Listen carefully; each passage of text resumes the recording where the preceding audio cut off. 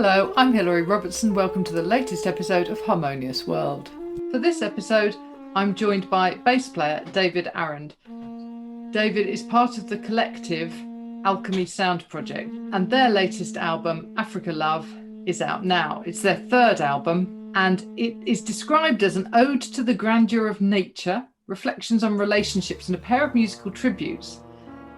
And what it actually is 5 eclectic pieces of music. Each one is composed by the 5 members of the band. The sessions took place in 2018, but actually the title of the album, Afrika Love, relates more to everything that went on in 2020, especially around Black Lives Matter. These 5 tracks are just beautiful. And I hope you enjoy listening to my conversation with David. Welcome to Harmonious World. I'm so grateful to you for giving me some time, David. Thank you. Thank you, Hilary. It's a pleasure to be here.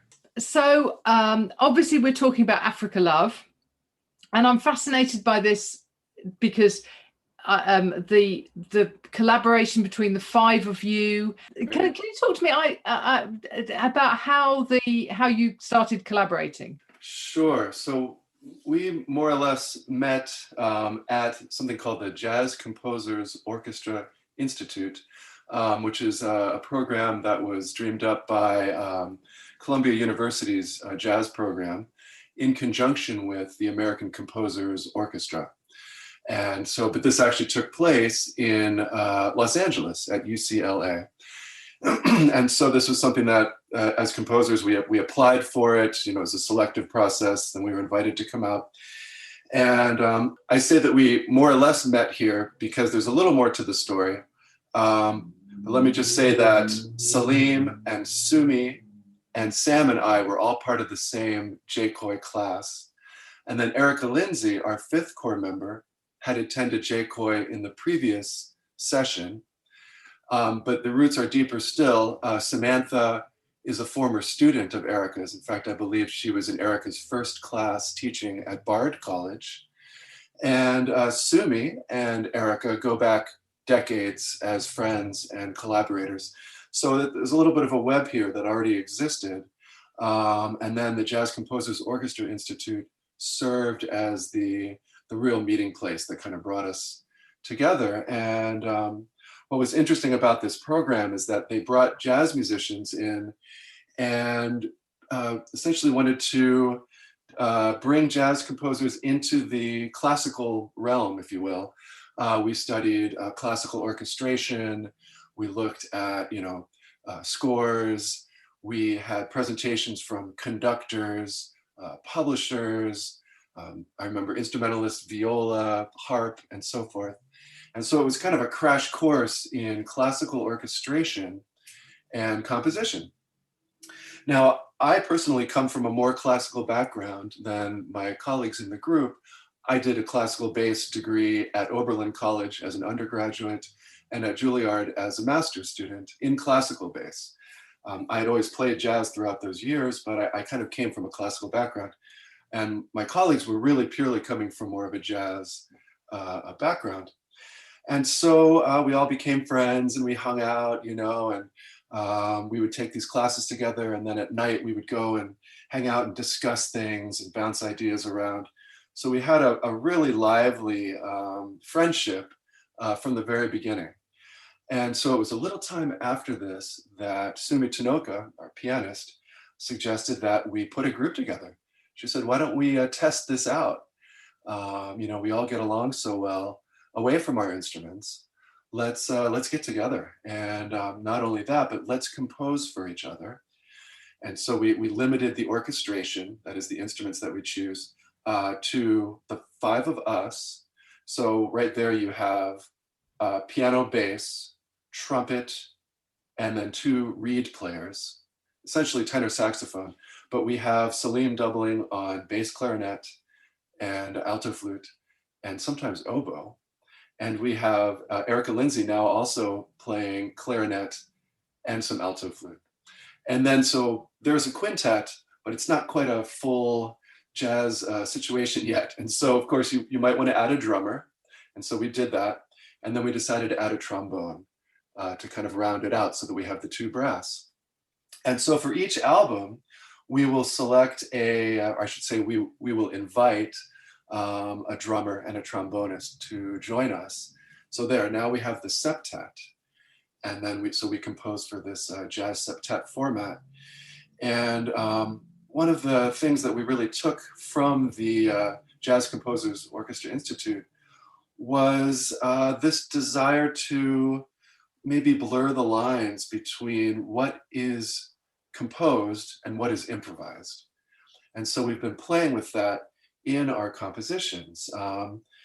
And sometimes it might be obvious to you, oh, this is a traditional jazz improvisational moment, or okay, this is clearly notated. But I think sometimes the transitional phases between what's improvised and what's notated is not clear to the listener. And that's something that we're deliberately kind of playing with. And that's been a lot of fun. And reviewers and audience members are giving us feedback that we're blurring that line. Yeah. One of the best things I've found about my podcast is that I started off thinking, well, I'm just going to interview as many musicians as I can from all different genres and not be prescriptive. But increasingly what's happening is I'm interviewing musicians whose music doesn't fit into one genre. And I think this is a prime example that it kind of crosses everything. And in fact, I was talking to, I can't even remember who it was a few weeks ago, and saying that some of the albums I listen to, I think, yeah, this is a shoe-in for a Grammy nomination, except that where are they going to put it? And people like listening to music because they like knowing what they're listening to and knowing where it fits. And sometimes that defies classification. And I think this is one of those examples. In a good way. I think that's absolutely right. And I think as we just move forward in time, we're going to see more and more of this. In fact, you grab any musician out of a rehearsal and ask them what they're listening to, and I bet they're listening to a wide range of music. And certainly composers for at least 100 years and longer have been influenced by other cultures, whether it's Debussy going to a World's Fair and seeing gamelan music, or Stravinsky checking out rhythms from the Caribbean. This cross-pollination has been happening for a long time. But I think more and more you'll find that people are listening to all kinds of music, and that feeds into who they are, as a musician, as a composer, their identity, but maybe more importantly, and touching on what you're saying, the language. What is the language? There is jazz language, there is classical, there's world music, there's rock and roll, there's punk, there's country, there's so much music. And speaking to your point about a Grammy nomination and where do you categorize it, that's right. I mean, we have these categories, that are more narrow than perhaps what we're really seeing in reality, what we're seeing in the world. So who knows what they can do about that. But we're happy to just sort of be whatever we are. And it's been an organic process in discovering who we are and in writing for each other, encouraging each other. And I think one thing that's interesting about this group is that we have those 5 core composers writing for each other. And so this latest CD, Afrika Love, it has 5 compositions. So you have one composition from each of us. And of course, each one of us is very different, coming from our backgrounds, and we all connect to jazz in our own way. And so when you listen to this recording, you're going to hear 5 very different pieces of music, but to some extent, they do sound like they're cut from the same cloth. And I think that's because of the orchestration. Of course, we have more or less the same instruments from piece to piece, but that you've got the same people, that you have the same kind of personalities. And so, that trumpet, that's always going to have Samantha's personality, whether she wrote the piece or whether I wrote the piece, and then we kind of push each other a little bit in places where we might not personally have thought to go. So that's been fascinating. I think as a performer, right? Because I'm reading these scores from my friends, and Salim's asking me to do this, and Sumi's asking me to do that, and Eric is asking me to do yet something else, and then I can learn from this, of course. I'm listening to what they're playing, I'm looking at their scores, and that's going to impact my writing. So it's just this big cauldron of, or I believe Sumi calls it a smorgasbord of, of flavors. And I sometimes think that's an apt metaphor. Food and music in the arts is that you can go to various places in the world and kind of taste, an essence of a culture. And that could be ingredients in food, or that could be elements in the music, or in art, or in dance, or in painting, sculpture. And so this is really kind of a kitchen, a cook's kitchen, and I think that we have a lot of fun in there. Yeah. I was going to ask you about the process. So obviously some of this is annotated and some of it is improvised. And as you say, that there are times when it's fairly clear what's being improvised, and other times when it's not clear. But how did the actual process take place? So did each one of you turn up with a complete score with marked in bits where the improvisation was going to go and just go, there you go, you get on with it? Or was there more collaboration during the recording process? Yeah, that's a great question. And it's sort of all of the above. So one of the things about this group is that we are all spread out. We don't live in the same city or even region. We have, let's see, of the 5 composers, we have Los Angeles, Seattle, Washington, we have Philadelphia, PA, we have New York State, and then we have Salim is over in South Africa. And so it's a composers collective in that every few years, we will say, okay, time for a new project. Let's write for each other. And so each one of us will compose something, and then we will plan a meeting. And it's generally in the New York area. So the West Coast people go to the East Coast. Salim gets on that long flight from South Africa, and he shows up, jet lagged as can be, to the first rehearsal. And what we do is we then have generally several days where we take these scores and then we kind of get into a more collaborative process, as you were just alluding to. And so, yes, we have everything written out, and we gave the scores to each other, of course, weeks in advance. So we're practicing our parts, right. We're practicing the notated music. We're looking at the chord changes, the harmony. As the bass player, my role in the jazz band is going to be walking bass lines that follow that harmony. So I need to familiarize myself with what these different composers are going to be asking of me harmonically. And then they know that I use the bow from my classical background. So they might write bowed parts for me. So I need to practice those. So we show up and we've done our homework, but there's still a lot of work to be done. And part of that is just talking through things and maybe even rearranging a score to suit someone's habits or proclivities. So if there are certain not verbal, but I should say text commands, we'll put that in a box. Or there are ways that we organize our scores, and we've all kind of compromised and met at a place where we can all understand what each other wants. And we'll talk it through and we'll rehearse. And then some things may change. Each composer has the right and the freedom to make adjustments, but we don't have a lot of time together on the other hand. So we really try to keep things as streamlined as we can. We even have a timer in rehearsals. And it's like, okay, Sumi, you get 30 minutes, go, teach us your piece and let's work on it. And we do that because the time is limited and the music is hard, it is complicated. We could easily spend an hour on every piece, but we kind of have to streamline it. And then we try to play a live show before we go into the studio. And that's wonderful, of course, in any music. And I think especially so in jazz, when you play the music live to an audience and you're improvising with people in the room, I mean, that there's something that's very touches on the heart of jazz there. And so that's important. that we have that experience and then go into the recording studio, having kind of lived in the world a little bit with the piece, that everything's already been premiered, and then you're coming to it with a little bit of a different perspective, a little more experience.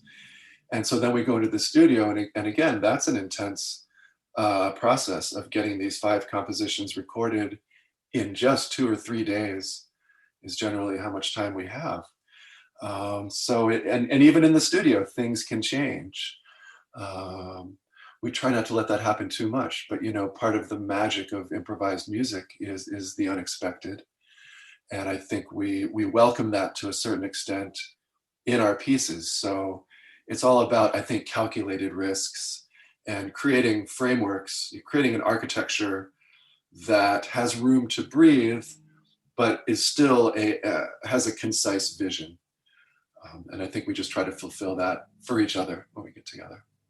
That's brilliant. So you have a clear structure and a process, and the practice goes into it and everything that gives you the dimensions almost that allow you to then do the improvising when you need to, because improvising, it's not just kind of, okay, we'll play what you want now.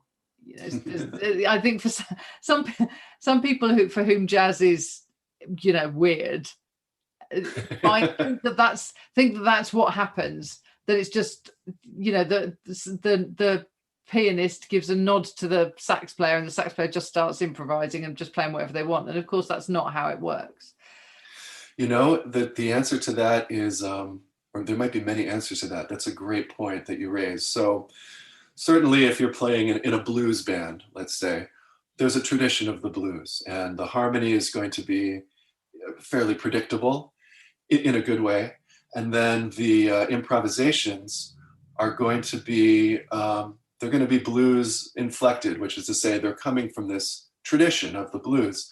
So to a certain extent, the choices of the notes that you might play are limited. And again, in a good way, it's a language. And so all of us are kind of versed in the history of jazz.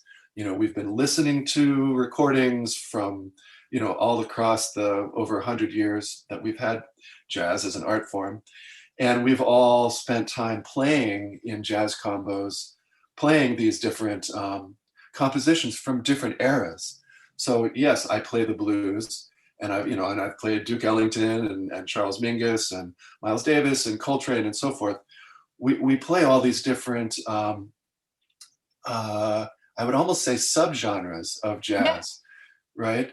And so in each subgenre kind of has its tendencies or language, or going back to the food metaphor, spices, flavors, and so, but when you say jazz as a category, that encompasses a whole lot of spices and a whole lot of history and a whole lot of possibilities. So yeah, getting back to this question of what do you play when you're improvising, especially if you're playing in a modern context like this, where one might say anything goes to a certain extent. Anything's possible now, but how do you not just play any note at all? And so the truth is that I think each one of us is drawing on our own experiences, playing all this other music across the history of jazz, and then drawing on our own sort of proclivities and habits and tendencies as composers and as improvisers, in terms of what notes might come easily and quickly under our fingers, what comes naturally to me might come natural, something else might be natural for someone else. So it's very personal. But then to further kind of nail down this question, there are times when we absolutely do have the names of the chords written on the sheet music, and so there's this chord progression happening. And as a bass player, I'm going to outline those harmonies, and the piano player is going to outline those harmonies. And then the improviser, which could be me or the pianist or trumpet or saxophone or something, they're going to follow those chords. And they're choosing notes that fit within those chords.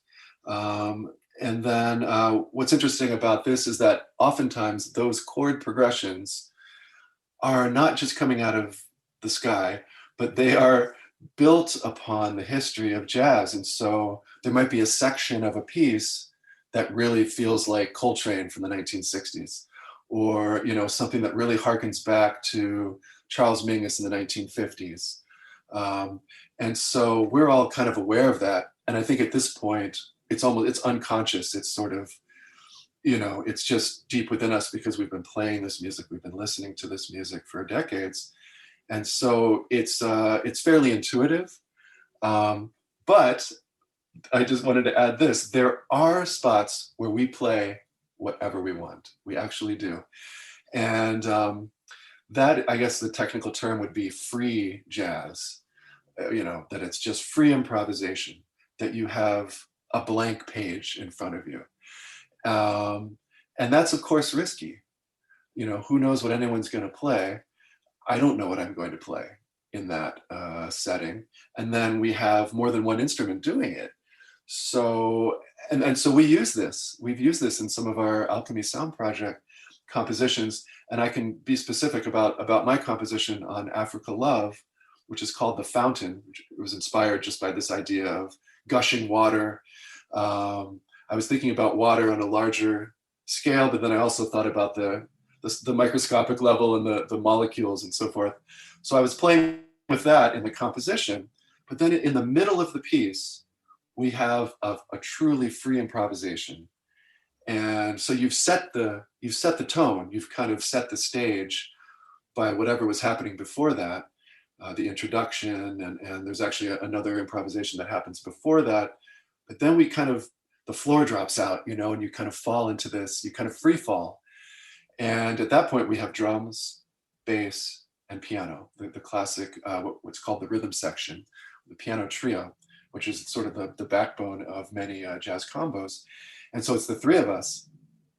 And the way it shapes up when we give it a listen is that the pianist, in this case, she's very much leading, and the drummer has this kind of fire going on, and I'm listening to both of them, and we're all listening to each other and bouncing off of each other's ideas. So Sumi might pick up a little motif on the piano, and then I hear that, and I reflect it in my bass playing. I might not quote it exactly, but I'm listening to a shape, and I'm responding to a shape. And then the drummer hears this, and he creates a shape. I think shapes are a good way of looking at this also, although it's an abstract thing that we're talking about. But if you were to notate the music, you would see these shapes, you would see these little cells, these little ideas. And so what's so exciting, I think, about free improvisation live is that, you don't know what's happening. You don't know what you're going to do. You don't know what anyone else is going to do, but you are just trying to be in the moment and relaxed so that your mind is kind of open, that there's no sort of anxiety, although maybe anxiety is an appropriate feeling in a certain moment. You could bring anything to it. And so we have this improvisation in my piece, and then the way I had written it was, okay, there's the free improvisation trio, and then the saxophone player comes in and the piano drops out. And then that goes to a whole other level. And then the saxophone is leading us, and we're bouncing around with her.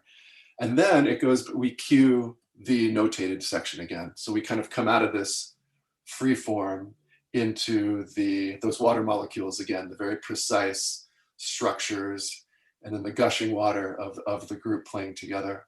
So that's how it works in my composition. But if you look at different pieces on our various albums, there are different moments and different ways in which we use free improvisation. And it's usually for just a short period of time. It's usually maybe 10, 15 seconds. On my piece, I think it's more like a minute or even a couple of minutes where we're in that free place. So yeah, and in those moments, anything goes. But again, we are thinking as composers. So right. And so we want there to be some cohesion. Although if you wanted it to be, incomprehensible, you could make it that way. I mean, that's an aesthetic. And if the music goes there, sure, we could step into incomprehensible if you like. But I think we're all thinking as composers and we're listening as composers. And so we almost can't help but build these structures, listening to each other, playing off each other. And that's where it becomes a little blurry, because we're improvising as a composer would compose, right? And so those structures which seem calculated might not be as calculated as you think they are, or as they sound. And then, of course, we're kind of moving across that continuum between fully notated and fully abstract.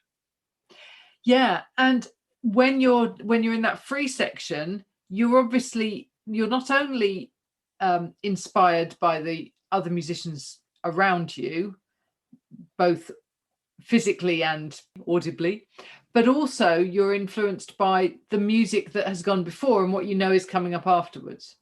You cannot help but make this part of, so it's free. It might be completely free, but it's free within that track, within that single composition, in the way that another free piece would be free within that composition. That's right. So the word free is a bit misleading. It's contextualized. Yeah. Exactly. Yeah. Fantastic. Gosh, that's brilliant. Thank you for giving us that insight. I think it's really helpful, because I know that some of my listeners are not musicians, that they are people who enjoy music, but it's almost like a mystical art. And I think it's a really interesting to hear from, but particularly in your case, because this is a group of musicians, but who are also all the composers as well. It's not like you're the composer and everybody else is playing what you've written. There's that interlacing all the time between composition and performance, which is fascinating. That's right. It makes for an interesting mix in the group. And then I think the albums are interesting, because you don't have 5 pieces by one person. You have all these different perspectives, one after the other. It's interesting to listen to the CD, actually. I enjoy having some space from it, having recorded it, and then coming back to it and giving it a listen with fresh ears. Yeah. It's fun. That's brilliant. Fantastic. How is your pandemic experience? How has it been? I think it's been difficult for everyone. It's certainly been difficult for artists. It's been difficult for a performing artist, because the venues have been closed and we haven't been able to communicate with audiences in the manner that we normally do. We've certainly done our best to make it through, to muddle through. There have been a lot of online projects, as you can imagine, and virtual concerts, Zoom performances and pre-recorded concerts and so forth. And that's been really good. And I know that there's been a lot of composing going on. So I personally, my arc through the pandemic was that it was really tough and confusing at the beginning, which I think it was for everyone. We didn't know what we were dealing with in terms of this virus that was going to go on to affect pretty much the whole planet. And so that was a very scary time, I think, for a lot of people. And I wasn't very motivated as an artist during that time. I was just trying to find out how I was going to get food. And, living in Los Angeles, we had some pretty strict lockdowns. And so that was a whole process. How do I just live from day to day?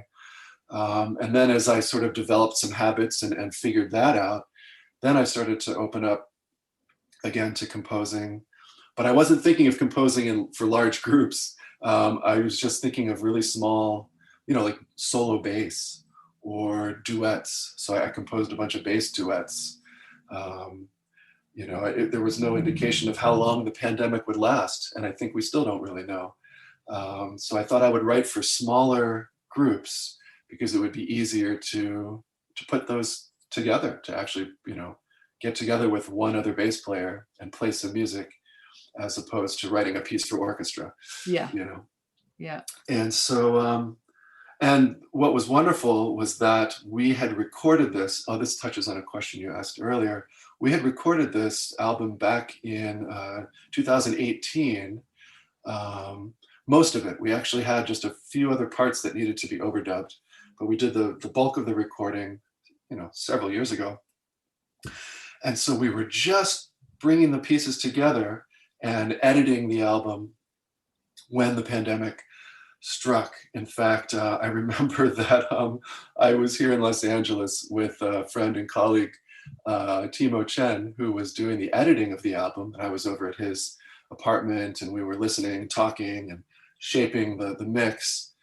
And we got a result that we really liked, and we gave each other a high five. And then we looked at each other and we ran towards different sinks and washed our hands. Yeah. Because we weren't supposed to be touching other people, And that was right at the very beginning of the pandemic. And it was sort of a funny moment, but sort of a sad, reality also. And so basically the pandemic struck, and then I had the time to, shape the album. I sent the initial mix off to New York City, where I have two wonderful actually mixing engineers, Ulrike Schwartz and Jim Anderson. And they worked some magic with the mixing of the album, and they sort of enhanced the colors, if you will. I don't know how else to describe audio engineering. They're not changing the music, but they're just helping with the color. And so they did a beautiful job. And then they send it back to me, and I listen to it, and the band makes comments, and there's room for a little more shaping. And then we send it to another engineer called a mastering engineer. And that's Alan Silverman in New York City. He's fabulous. And I couldn't begin to describe what he's doing, but it's magical. And he's balancing out the various volume levels. That's also what happens in the mix. But it's so you have a more uniform album, so that one song isn't much louder than another one. They're basically balancing things and balancing colors and so forth. And so then we have an album. But of course, we need the artwork. And we've been very lucky to work with Peggy July, who is a painter in San Francisco. And she has painted all of our album covers. And it was just serendipitous the way that we met. It was at a concert that I was giving and that I was part of. And we just started chatting, and I'm a painter, and I have this jazz group, and well, let me see your artwork, and well, let me hear your jazz music. And we found that it's a really great fit, her visual art and our music. And in fact, it's really neat. The third album, this Afrika Love, the album artwork was painted by Peggy as she was listening to the rough mixes of our music. Wow. So she really painted this. It's as collaborative, as you could be at a distance. And I think I'm looking at the album cover right now, and I think it's just beautiful. It is beautiful, isn't it? Yeah. And it has this kind of alchemical, experimental flavor to it, something abstract that gives you room to bring your own imagination kind of into it. And I think our music does that. I think her artwork does that. Anyway, so I was doing all this kind of work during the pandemic, putting it together. Then there's the layout, and then you have to create the CDs, actually have them manufactured. And we work with a radio publicist. We also work with a publicist in print, and online media. And so there are a lot of pieces to the puzzle. And I'm the producer of the group, so I was kept busy touching bases with all these various people and sort of trying to coordinate the thing and finally release the album and kind of be able to exhale and sit back and say, wow, okay. Yeah. We have something. Definitely. I mean, it's a beautiful album, and I love the fact that it transcends genre in a really good way. So thank you very much. I really appreciate having your time. It's been great to talk to you. Thank you, Hillary. It's been my pleasure. I find that in an interview like this, where you're asking me these questions and kind of prodding me to think about my own artwork in ways that maybe I hadn't thought about it before, that it helps me to understand what I'm doing and what we're doing. And so I feel like I learn a lot from these experiences, and I thank you for that. Brilliant. Well, thank you very much. Thank you for joining me once more on Harmonious World, and I really hope you enjoyed listening to our conversation. I love doing this, and it's a great honour to be able to speak to such eminent musicians. As always, please do check out the links that I've put in the show notes. And if you enjoy listening to Harmonious World, please do share it with friends and family. You could do that on social media, or you can send the link with a personal message. And please also consider leaving a review and a rating on whichever podcast platform you listen on. It really makes a difference, and it's actually quite easy. So I'd be really grateful. You can also buy me a coffee. Now, we're getting to the point where people can buy me a coffee in real life, which is nice. But also, there's a buy me a coffee link also in the show notes that will help support the show, because obviously I've got costs in terms of the recording, the call itself that I make to these musicians, and the editing and the whole process, plus of course the hosting online. So please, if you can support me, I'd be really grateful. Thank you. So I began this podcast with an extract from Afrika Love, the title track from this album, and you're listening now to some of The Fountain, which is David Arend's contribution. So thank you so much for listening, and I hope you have a wonderful week. Remember to share what you are good at and to make it a more harmonious world.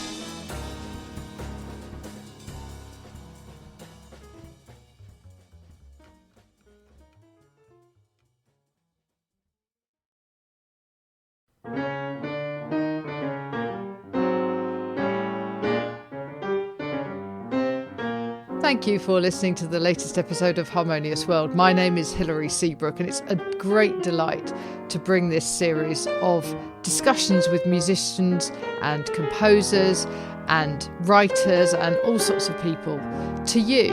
Obviously, there's no point in having a podcast if people aren't listening, and I'm very grateful to my listeners for doing so. Thanks also to Joe English for composing and performing this new theme tune. So wherever you get your podcast, you can leave a review.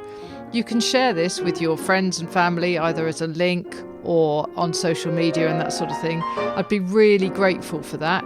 Don't forget that you can subscribe now. There's a link wherever you get your podcasts. So have a great week, and please remember why I started this, which is just to try and make the world a little more harmonious. Thanks for listening to Harmonious World.